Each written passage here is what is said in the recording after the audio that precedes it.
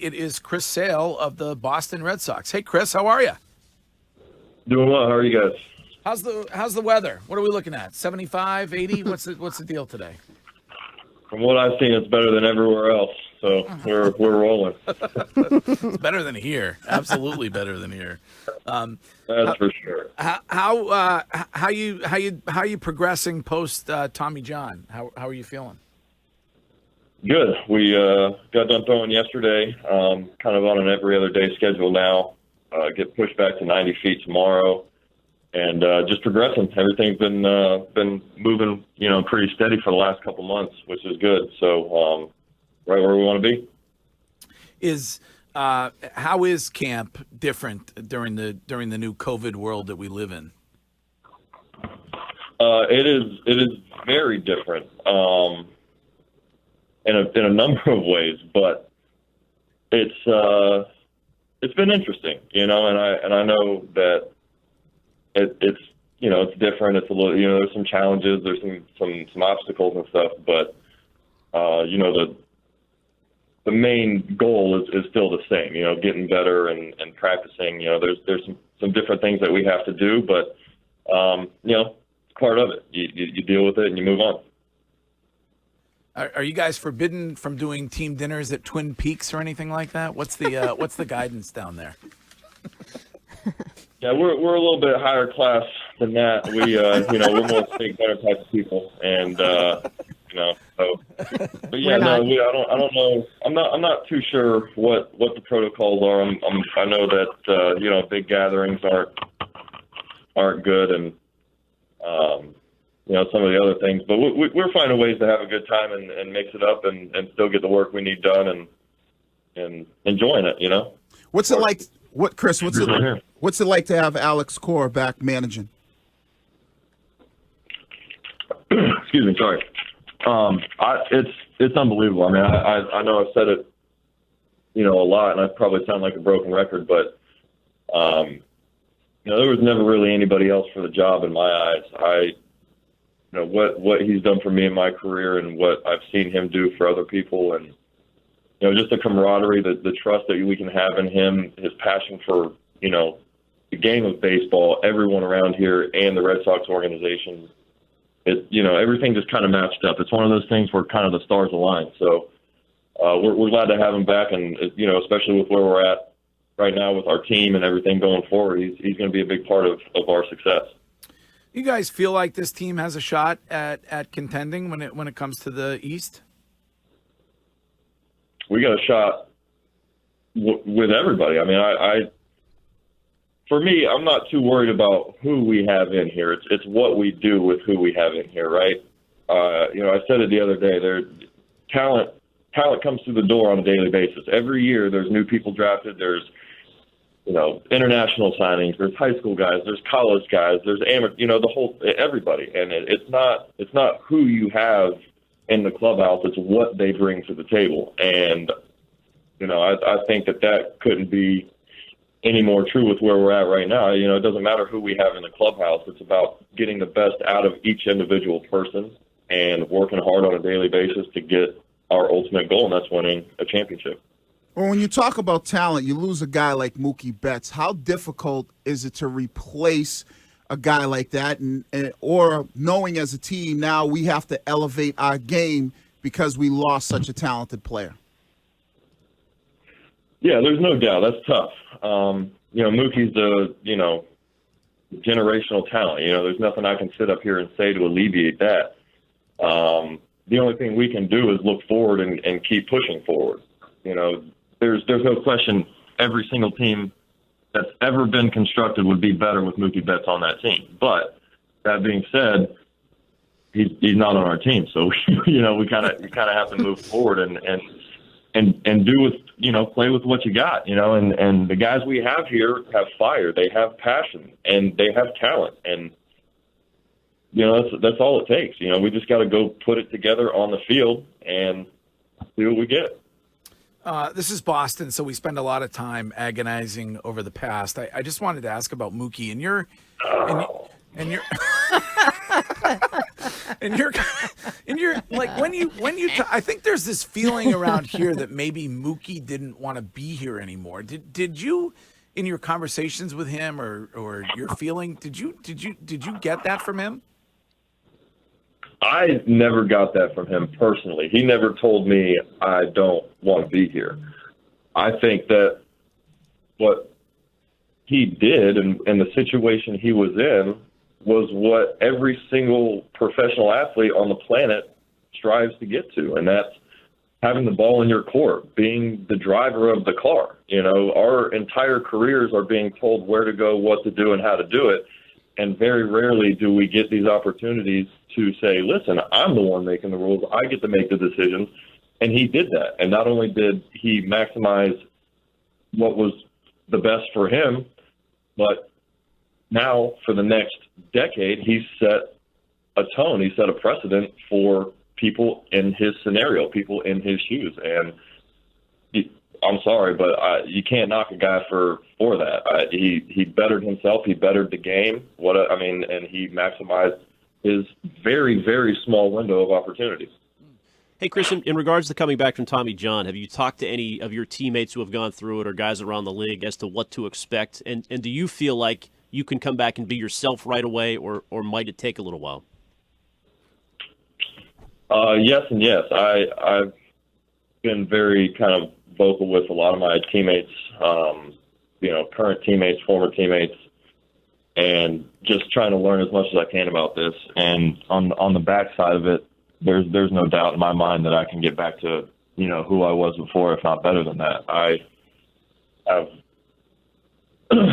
great help in my corner with our training staff and the Boston Red Sox organization. I got unbelievable teammates that are, helping me through this process, guys that have been there before with the Tommy John and, just people picking me up on a daily basis, that mixed with, work ethic and the things that I know I can do and what I bring to the table.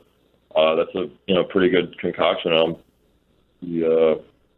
confident moving forward with everything that, I basically just talked about. Chris, what did you think of David Ortiz saying that the game is boring because essentially coaches only want kids to hit home runs and that's all they practice? Yeah, it's interesting. Yeah, I mean, I would agree with him in a way. I feel like we have kind of gotten to this very all or nothing way of playing the game. Home runs, strikeouts. Pitchers are only trying to strike guys out. Hitters are only trying to hit home runs. But, I don't know what to do about it. You want me to tell AC to start, running some more hit and runs? Tell some guys to steal some bases? Is that what we need? Well, I was gonna ask you if you could change one thing to improve the game or do one thing. What would it be? Ooh. To be totally honest with you, this is a little bit outside of my comfort zone, but I would just, for me, my personal opinion, I don't want anyone to get offended by this. Don't, burn my house down or anything. But I think that if we took shifts away, it would be a little bit more back to normal because, watching every left-handed power hitting player, anybody that's, left-handed power hitter has three guys over there, and if they don't hit a home run, they're bouncing it to the middle guy. And I don't know. I think that would kind of create a little bit more chaos, and you see more hits and give you more reason to not try to maybe go yard every time. That's just me. I don't know. I'm just a starting pitcher with a expiration date. Well, I honestly think if they did that, Ortiz might come out of retirement and play again because he would have hit 400 if there were no shifts. I hate to break it to you, but he should have never retired in the first place. He almost hit 400 with the shift. That's true. Chris, we have this conversation all the time about athletes, elite franchise players, and you talk about Mookie Betts, and I know there's Russell Wilson and Deshaun Watson about guys wanting to have their voice heard and having more input with the organization on some of the decisions or just being, the recommendations that they may have. Have you ever been in that situation before that you went to management or ownership and said, hey, I'd like this guy here. I think this guy would be a good manager? Yeah, I mean, I've had people call me and ask me questions. I don't know. I've had some. It's a very tough question because who I am right now is a little bit different than who I was in the past, and my thought on that specific subject. For me, where I sit right now is exactly what I told you earlier. Is I don't care who comes through that door, player, personnel. Like I have preferences, like I obviously wanted AC to be our manager, but if he was not, whoever's sitting in that managerial seat, I play as hard as I can for 100% of the time. Whatever he says goes. Players, of course you want top tier free agents. Who wouldn't have wanted Clayton Kershaw and Max Scherzer and Miguel Cabrera, Mike Trout? The names can go on and on. But worrying about that, for me anyways, me personally, where I sit today as an athlete, I don't wrap myself around that stuff anymore, man. I can't. And it's been proven that sometimes on a given day it doesn't matter. Sports are crazy. Just give me some guys that want to play hard and show up on time and just have some guts. That's all I need. Chris, I know you're a big family guy. You had talked to Bradfo last spring about, your relationship with your dad and how important it is for you to be there for your sons. And, I know you, your wife, and the boys are Floridians, but how are you and the team handling, family type stuff with spring training with COVID restrictions? Are you able to see and interact with them? How's that? Yeah, well, I mean, I live down here in the area, so it's a little bit easier for me because I still pick up my kids from school. We go to soccer practice and baseball games and all that stuff.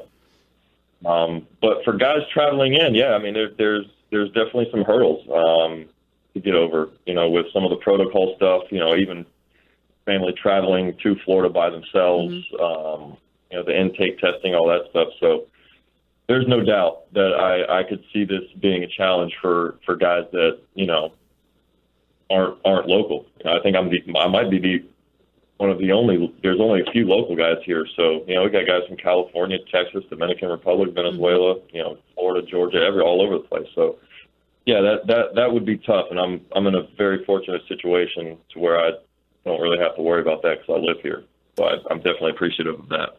We found out yesterday that on opening day there will be 12% of the capacity at Fenway Park, fan-wise. Does that make a difference to you guys? Was it different playing without fans last year?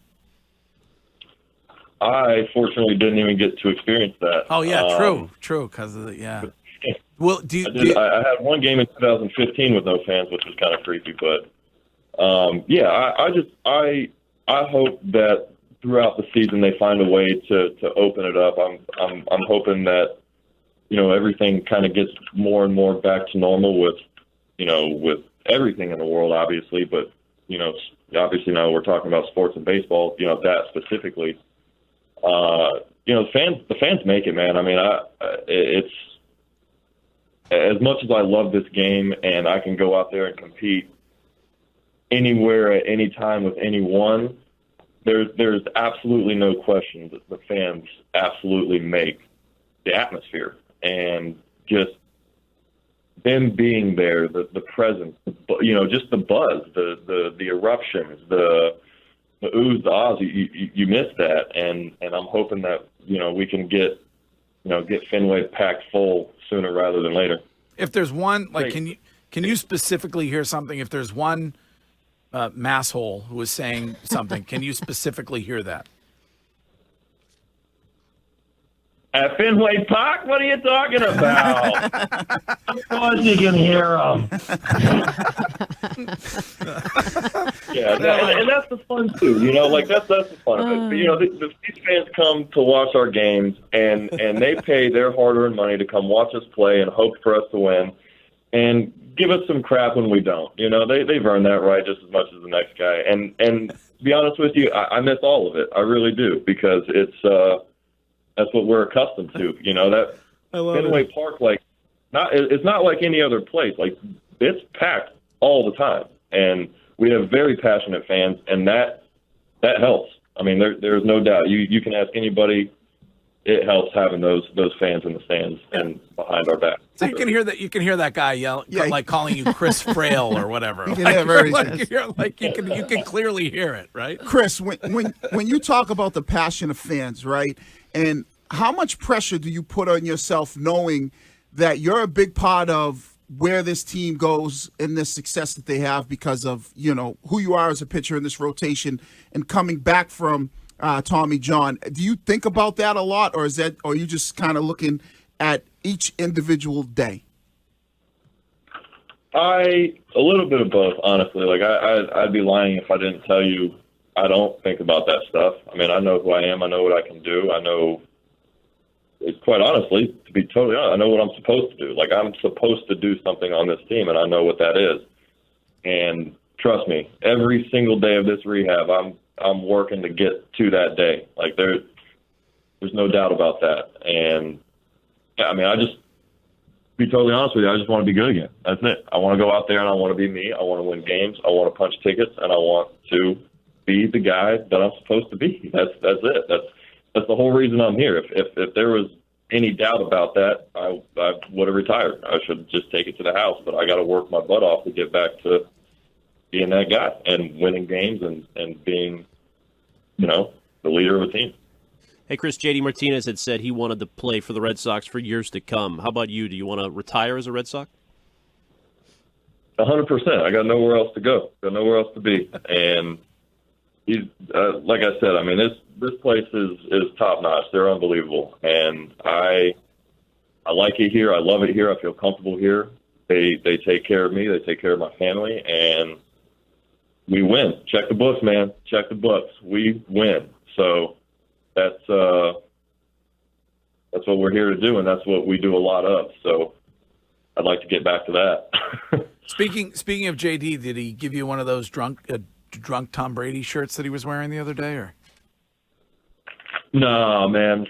No, he didn't. I'm a little upset about that because that's a pro shirt. That was pretty funny. Yes, it was. I saw that, and that was good on JD and good on Tom Brady too. That was fun to see. Yeah, I was going to say, as an athlete, was it incredible to you what Tom Brady was able to do in one season, leaving here and going to Tampa Bay and winning it? Yes and no. I mean, yes, because any normal person would think that that's impossible, but with Tom Brady, I guess we've seen anything is possible. So, yes, it's shocking, but because of Tom Brady, I guess no, not really. Yeah, I mean, the guy's on another level now. I mean, I think he just put himself on a completely different level than any other, for sure, football player, but probably any other athlete ever. So that was impressive. So congratulations to them. Chris, you talked about who you are as a player and what you can do. Does it inspire you at all when you see a guy at Tom Brady's age being able to do that and know that, you have this picture of what you need to do and get back to where you are? Does he inspire you to say, I can do it? Oh, man. Doing what Tom Brady does at that age and what he's done, I mean, that's going to be hard to replicate. But, yeah, I mean, it's hard not to be in awe of what he does and aspire to be that. But I've never won a Super Bowl, so going from 0 to 7 over the next, PG, how many years do you think I got left in my prime? Well, how many you got? You tell us. I don't think I'm going to get to 6 7 Super Bowls in that time. So I don't know if I'm going to be able to get there. The way baseball works, the Red Sox will still be paying you 20 years from now. So don't worry about it. I think they're still paying Manny. All right. Well, listen. Maybe I'll get a Bobby Bonilla day. Yeah, that'd be nice. Yes. Yeah. Well, listen, it's been awesome having you on. I hope we get to have you on throughout the season from time to time. And everybody here is pulling for you. So and listen, there'll be 12% of the capacity there on opening day at Fenway. So we can't wait till that happens. All right, Chris? Us too. We're excited. Thanks, guys. Appreciate it. All right, man. Thank you very much.